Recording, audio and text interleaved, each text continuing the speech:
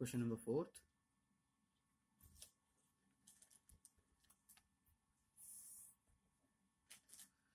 A solution has 1:4 mole ratio. यहाँ पे हमें एक सोल्यूशन का रेशियो दिया गया है, उसमें प्रेजेंट दो कॉन्स्टिट्यूएंट्स है। पहला कॉन्स्टिट्यूएंट है पेंटेन, दूसरा है हेक्सेन। तो इनका रेशियो हमें दिया गया है 1:4। The vapour pressures of the pure hydrocarbons at 20 degree Celsius is equal to 440 mm of Hg for pentane and 120 mm of Hg for hexane. The mole fraction of pentane in vapor phase would be। यहाँ पे देखिए हमें यहाँ पे थोड़ा सा question को twist किया गया है कि हमें यहाँ पे प्योर प्रेशर्स, प्योर हाइड्रोकार्बन्स के वेपर प्रेशर्स दिए गए हैं, मिक्सचर्स के नहीं दिए गए हैं। हमसे पूछ रहा है जब वो मिक्सचर फॉर्म में, मिक्सचर के उसमें प्रेजेंट होगा तो उसका वेपर फेज में मोल फ्रैक्शन क्या होगा। आइए देखते हैं। यहाँ पे पहले हमें मोल रेशियो दिया गया है, तो C2H5 को हम लोग A कहेंगे और C6H14, C2H12 को, C5H12 को हम लोग A कहेंगे, C6H14 को हम लोग B कहेंगे। इसलिए हमें Na/NB का रेशियो दिया गया है 1/4, मतलब Na हो गया 1, NB हो गया 4। तो मोल फ्रैक्शन हम निकाल सकते हैं इजिली। तो XA आएगा हमारा 1/5 और वहीं पे XB आएगा हमारा 4/5। ठीक है। अब टोटल प्रेशर का फॉर्मूला लगाते हैं। ठीक है, टोटल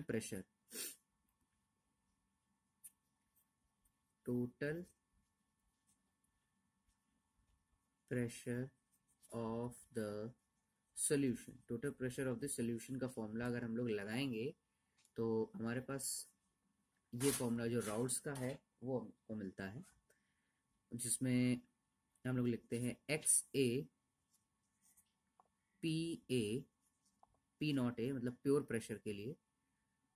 देखिए P0 होगा प्योर प्रेशर,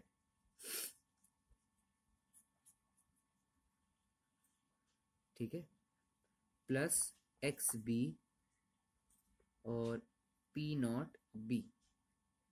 अब इसको अगर हम सॉल्व करेंगे तो हमारे पास कुछ ऐसी चीजें आती हैं।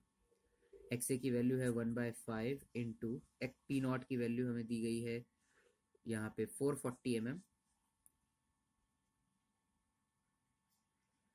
प्लस XB की वैल्यू दी गई है 4/5 इंटू 120।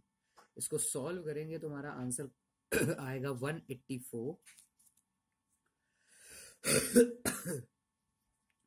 mm of Hg। ठीक है, यहाँ पे हमारा आंसर क्या आता है 184 mm of Hg।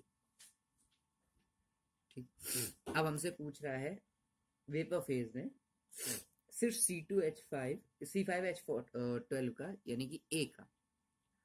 तो चलिए वेपर फेज के फॉर्म पे इसको हम निकालते हैं। अब यहां पे हम लोग राउल्स लॉ लगाएंगे पहले।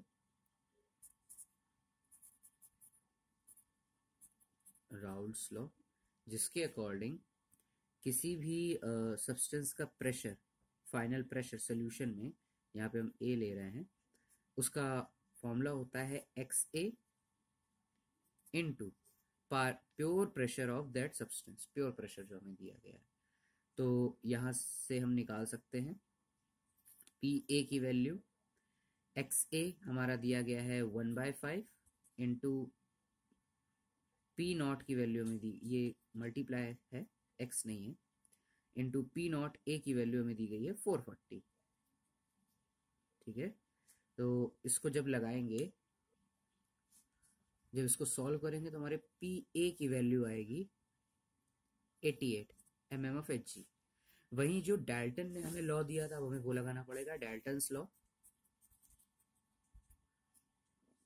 जिसके अकॉर्डिंग किसी भी सब्सटेंस का अगर हमें प्रेशर निकालना है तो उसका फॉर्मूला होगा mole fraction of that substance in the solution multiplied by partial pressure of A। ठीक है, हमें यहाँ पे मोल फ्रैक्शन देखिए, x naught a, x dash a, ये होता है मोल फ्रैक्शन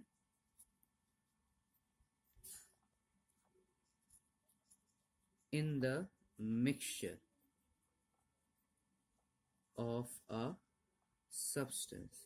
किसी भी सब्सटेंस का मिक्सचर में क्या मोल फ्रैक्शन आ रहा है, वो तो इंडिविजुअल हमको दे दिया गया, यहाँ पे मिक्सचर में, वेपर फेज में कह सकते हैं, या प्रिसाइजली कहें तो वेपर फेज में कितना है।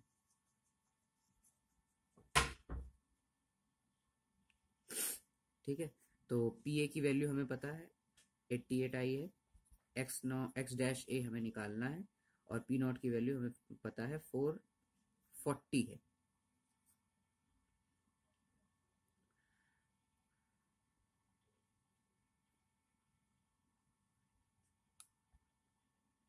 देखिए यहाँ पे थोड़ा सा चेंजेस हैं कि ये प्रेशर होगा, टोटल प्रेशर जो हमने पहले निकाला हुआ है वो रखेंगे, जो हमारा 184 आया था। ठीक है, तो x डैश ए की वैल्यू आएगी 88 अपॉन 184, जिसको सॉल्व करने पे हमें मिलेगा 0.478, 0.478 mm of Hg। इसलिए जो जिस आंसर में 0.478 है वो करेक्ट ऑप्शन है।